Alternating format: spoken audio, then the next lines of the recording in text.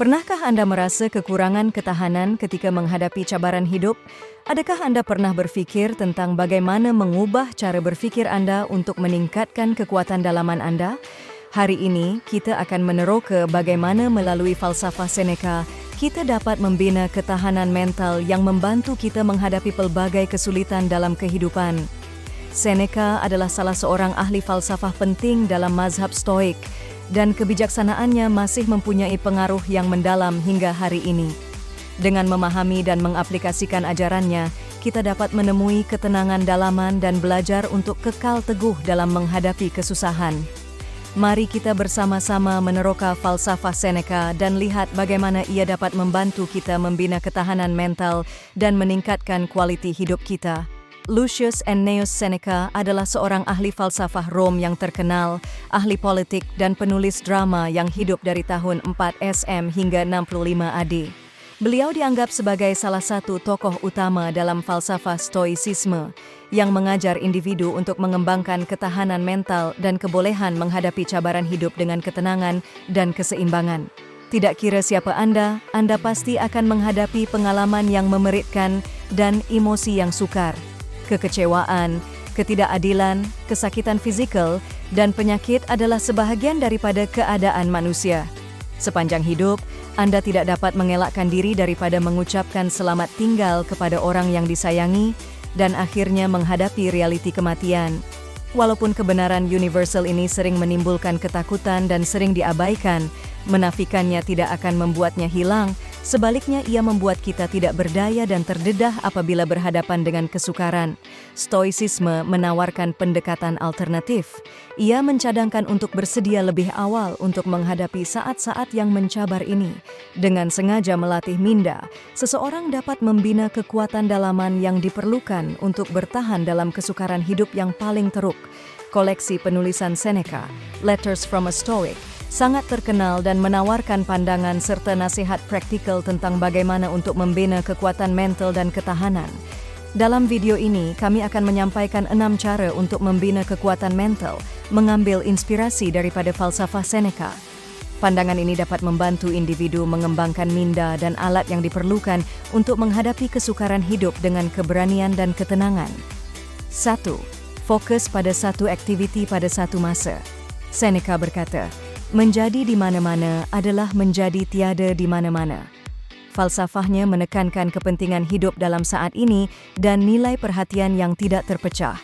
Menjadi di mana-mana merujuk kepada keadaan yang sentiasa mengalihkan minda seseorang, menghalang kita daripada benar-benar terlibat dengan dan mengalami keadaan semasa kita. Fokus yang tersebar ini menyebabkan rasa terpisah dan menghalang hubungan yang tulen. Dalam ekonomi gig dan budaya sampingan masa kini, orang sering memaksa minda mereka untuk menguruskan pelbagai aktiviti serentak. Walaupun ini mungkin dianggap sebagai meningkatkan kecekapan dan produktiviti, ia sering datang dengan mengorbankan kebahagiaan dalaman dan kesejahteraan mental. Masyarakat cenderung untuk mengaitkan penglibatan dalam pelbagai projek dengan kepuasan dan kegembiraan, tetapi kita tidak boleh mengabaikan kesannya terhadap keletihan keseluruhan dan potensi untuk terbakar. Seneca sebaliknya mencadangkan untuk fokus pada satu tugas pada satu masa untuk meningkatkan produktiviti dan mengurangkan gangguan. Contohnya, ketika membaca, Seneca akan menasihati kita untuk memberikan sepenuh perhatian kepada teks di hadapan kita. Dengan menyelam sepenuhnya ke dalam kata-kata pada halaman dan menghapuskan gangguan, kita dapat mengekstrak makna yang lebih dalam, memperoleh pemahaman yang lebih mendalam, dan menikmati lebih banyak daripada tindakan membaca itu sendiri. Pendekatan fokus ini membolehkan kita benar-benar terlibat dengan bahan, memperluas pengetahuan kita, dan mengasah kebolehan intelektual kita. Begitu juga, dalam kehidupan harian kita, Seneca akan menggalakkan kita untuk menumpukan perhatian kepada tugas yang sedang dilakukan, sama ada kerja, belajar, atau berkomunikasi. Dengan memberikan perhatian sepenuh kepada setiap tugas, kita dapat mencapai kualiti, produktiviti, dan kepuasan yang lebih tinggi.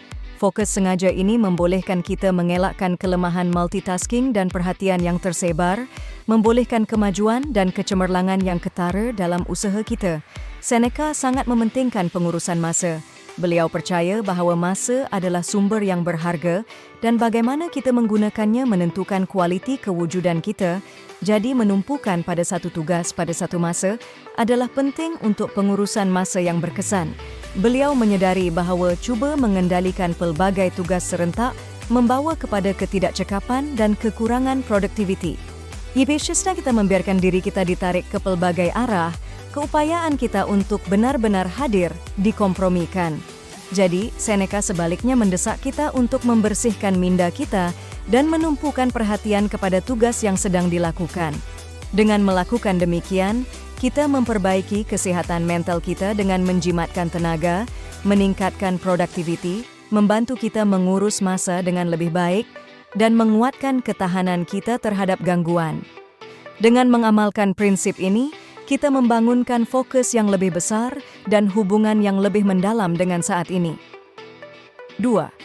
Amalkan falsafah untuk mengawal impuls Anda.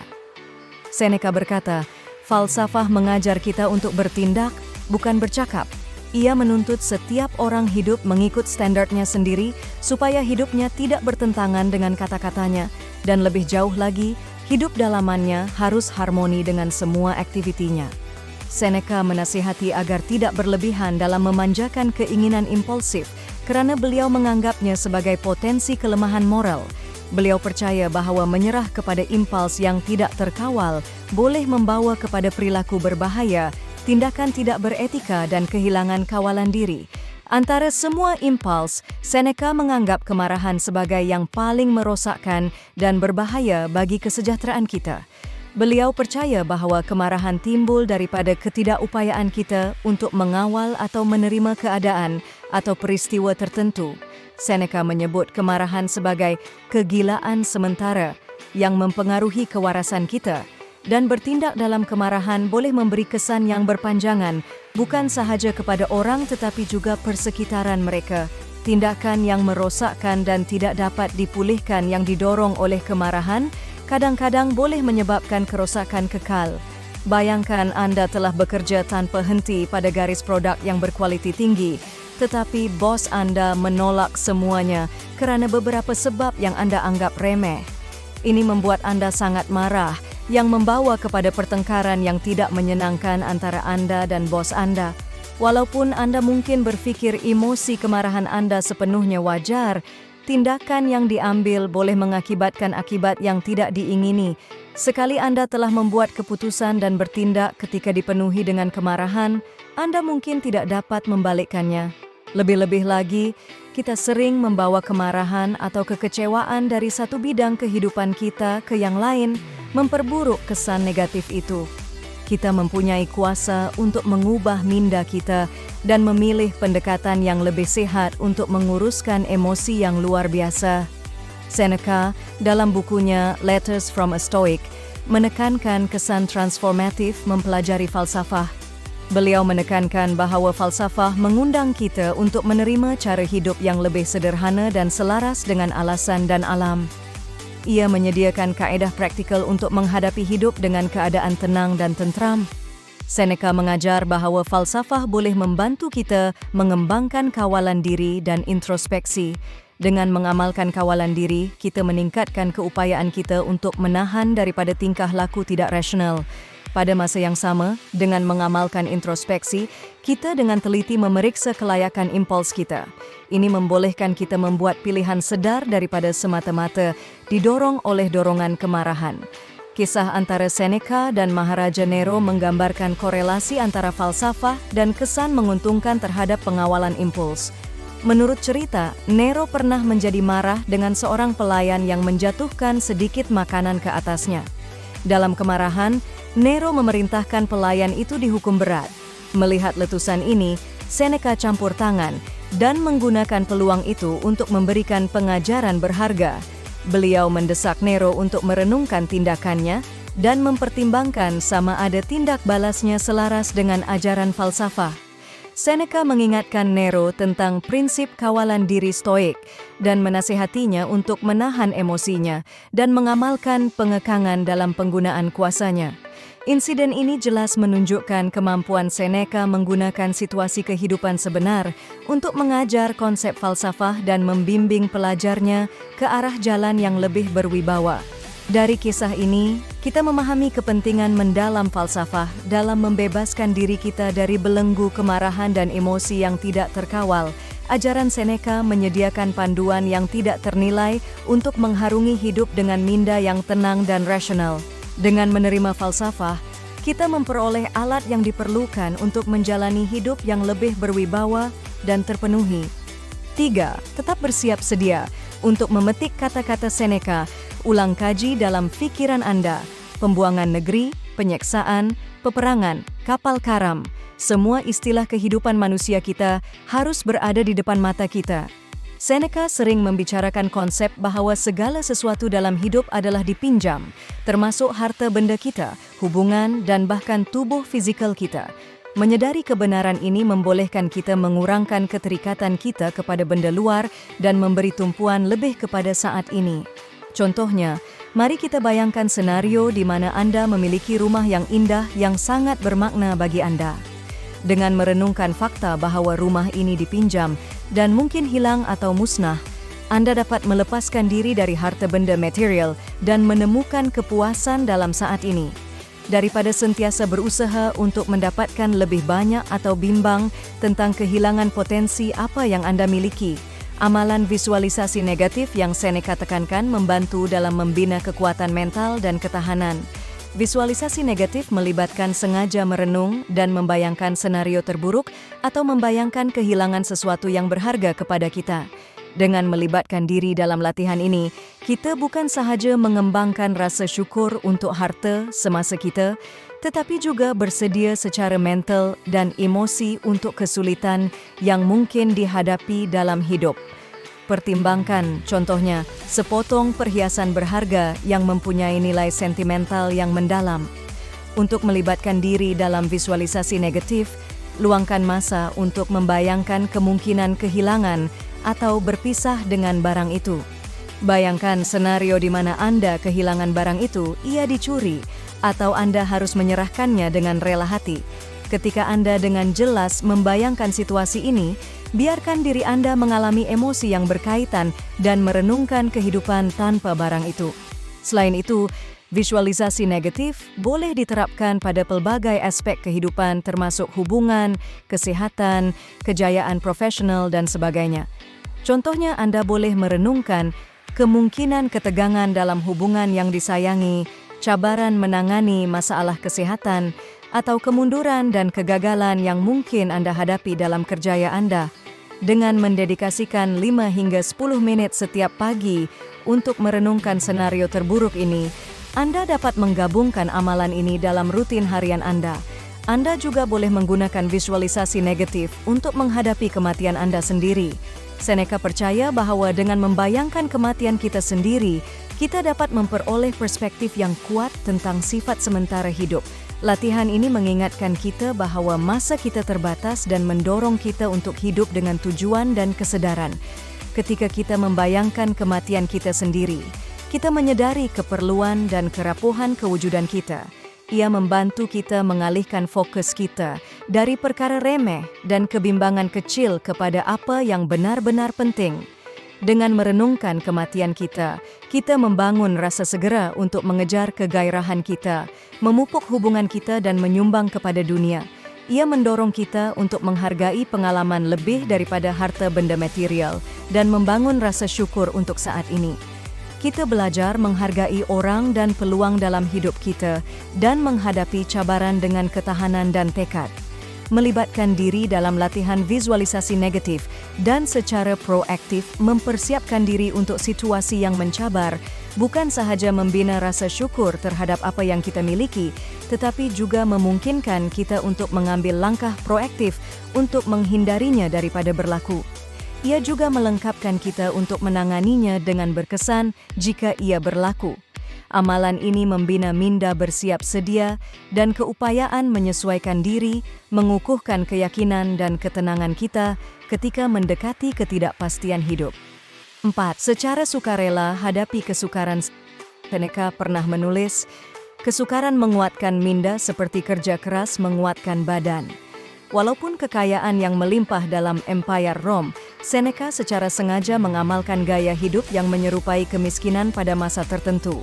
Beliau akan meluangkan beberapa hari setiap bulan untuk memakai pakaian kasar dan memakan makanan yang sedikit. Amalan ini tidak didorong oleh keperluan keuangan, tetapi bertujuan untuk mengurangkan keinginan terhadap harta benda material dan kesenangan sementara.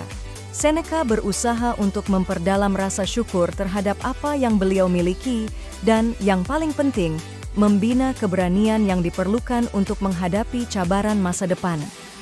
Teknik stoik ini dikenali sebagai kesukaran sukarela, melibatkan secara sengaja mencari dan menerima cabaran yang mendorong kita melampaui zon selesa kita. Ia adalah kaedah yang kuat untuk menguatkan minda. Seneca mengaitkannya dengan kerja fisikal yang menguatkan badan, seperti kerja fisikal yang mencabar dan menguatkan otot kita, secara sukarela menghadapi kesukaran dan ketidakselesaan menyediakan latihan mental. Dengan menerima cabaran dan secara sukarela menghadapi ketidakselesaan, kita membina ketahanan, disiplin dan rasa syukur, mengembangkan minda yang berkembang dalam menghadapi cabaran hidup.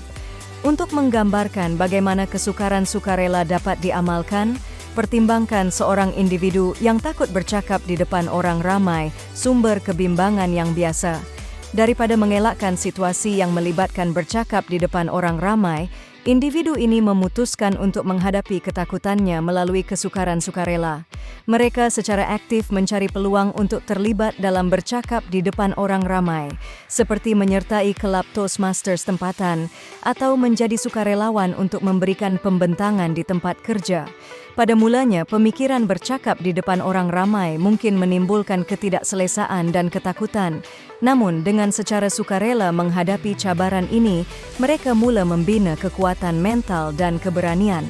Dengan setiap ucapan yang mereka sampaikan, mereka mendorong batasan zon selesa mereka, belajar menguruskan kebimbangan, meningkatkan kemahiran komunikasi mereka, dan membina ketahanan dalam menghadapi kemungkinan kegagalan. Melalui amalan ini, dengan secara sukarela menghadapi kesukaran bercakap di depan orang ramai, mereka secara beransur-ansur mengurangkan cengkaman ketakutan dan memperluas keupayaan mereka untuk menghadapi cabaran masa depan. Penting untuk diingat bahwa kesukaran sukarela dapat diamalkan walaupun tanpa ketakutan tertentu. Contohnya, seseorang boleh secara sengaja berpakaian kurang untuk cuaca sejuk, mematikan penghawa dingin di rumah atau kereta, mandi air sejuk, berpuasa sekali-sekala, atau tidur tanpa bantal. Kuncinya adalah secara aktif memilih ketidakselesaan dan cabaran yang memperluas batasan kita dan menguji ketahanan kita. Dengan secara sengaja memilih untuk menghadapi cabaran dan ketidakselesaan, kita terlibat dalam latihan mental yang membina ketahanan, disiplin dan rasa syukur untuk kelimpahan yang kita miliki. Dengan secara aktif mengamalkan kesukaran sukarela, kita mempersiapkan minda dan badan kita untuk situasi yang tidak dijangka dan mencabar, menyadari bahwa banyak perkara yang kita pernah takut tidaklah seburuk yang kita bayangkan. Seks, luangkan masa dalam kesendirian. Dalam petikan terakhir daripada Seneca untuk video ini, dia berkata, bersara ke dalam diri Anda sebanyak mungkin. Seneca menekankan kepentingan menghabiskan masa dalam kesendirian sebagai cara untuk menguatkan diri secara mental.